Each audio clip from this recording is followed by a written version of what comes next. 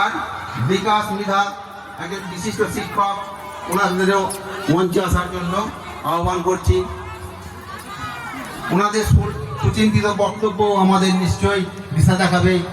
মহারাজের উদ্দেশ্যে সবাই সমস্ত মাতৃমণ্ডলীকে একবার উলুধ্বনি দেওয়ার জন্য অনুরোধ করছি, ওনাকে বরণ করে নেবার জন্য অনুরোধ।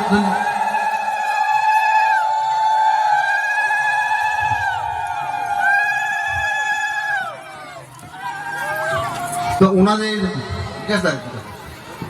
ওনাদের এখন বরণ করে নেবে আমাদেরই এক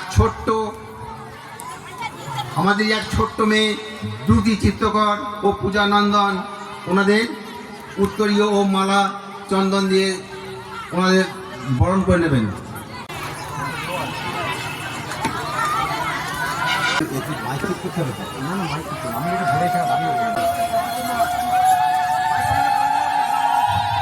ওনাকে আমাদের তারাপীঠের অমৃত পুরুষ যোগাচার্য গুরানন্দ মহারাজকে বরণ করে নিচ্ছে আমাদের ছোট্ট মেয়ে দ্রুতি ও পূজা। আপনারা সকলে একবার উলুধ্বনি দিয়ে মুখরিত করে দেবেন সভাস্থলকে। জয় জগৎগুরু ভগবদ গীতা কিঞ্চিদধীতা গঙ্গাধরেতা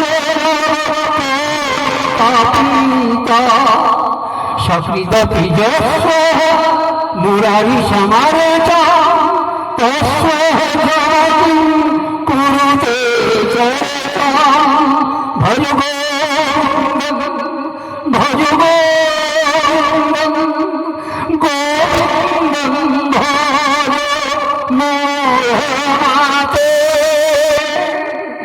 তাকে তো আমরা বিশালভাবে ধারণা করতে পারবো না, নিতে পারবো না। ওই জন্য একটা মূর্তির প্রয়োজন আছে। আর সেই জন্যই মহানির্বাণ তন্ত্র বলছে উত্তম ব্রহ্ম সদ্ভাব ধ্যান জপাত চ মধ্যমা মূর্তি পূজা অধমা চ বাহ্য পূজা অধমাধমা। একটু লাইনটা গোলমাল হয়ে গেল, ওখানে হবে বাহ্য পূজা অধমা চ মূর্তি পূজা অধমাধমা। দেখুন মহানির্বাণ তন্ত্রের যিনি রচয়িতা তিনি হলেন কৃষ্ণানন্দ আগমবাগীশ, যার হাত ধরে আমরা সারা ভারতবর্ষে কালী মূর্তি পেয়েছি। তিনি প্রথম কালী মূর্তির মৃন্ময়ী মূর্তিতে রূপদান করেছেন। তার আগে কিন্তু কালী মূর্তির পূজা ছিল না, ঘটে পটে পূজা হতো। তিনি ভাবছেন মায়ের পূজা করব, মায়ের রূপ চাই, কিভাবে কোন রূপে মায়ের পূজা করব। তিনি ভোরবেলায় বেরোলেন আর দেখলেন একটা বাগদিদের মেয়ে দেয়ালে হাঁটু অব্দি কাপড় তুলে পা রেখে গোবরের তাল নিয়ে এইভাবে ঘুঁটে দিচ্ছে, আর এক হাতে গোবর। কৃষ্ণানন্দ আগমবাগীশকে দেখেই তিনি লজ্জায় জিভ বার করে ফেললেন, জিভ কেটে ফেললেন। আগমবাগীশ বললেন আমি মা কালীর মূর্তি পেয়ে গেলাম। ওইখান থেকেই মা কালীর মূর্তি। তিনি নিজে বললেন মূর্তি পূজা অধমাধমা, মূর্তি পূজা অধমেরও অধম। তাহলে তিনি কেন মূর্তি পুজো সৃষ্টি করলেন, চালু করলেন? সাধকানাং হিতার্থায় ব্রহ্মণ রূপকল্পনা। সাধকের হিতার্থের জন্যে ব্রহ্মের রূপ কল্পনা করা হয়েছে।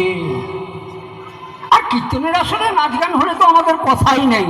মায়েরা বাবাদের চাইতে বেশি নাচেন, দুহাত তুলে বাহু তুলে, তাই না? গোবিন্দ বল হরি গোবিন্দ বল কেশব মাধব গোবিন্দ বল হরি বল হরি বল হরি বল হরি হরি বল।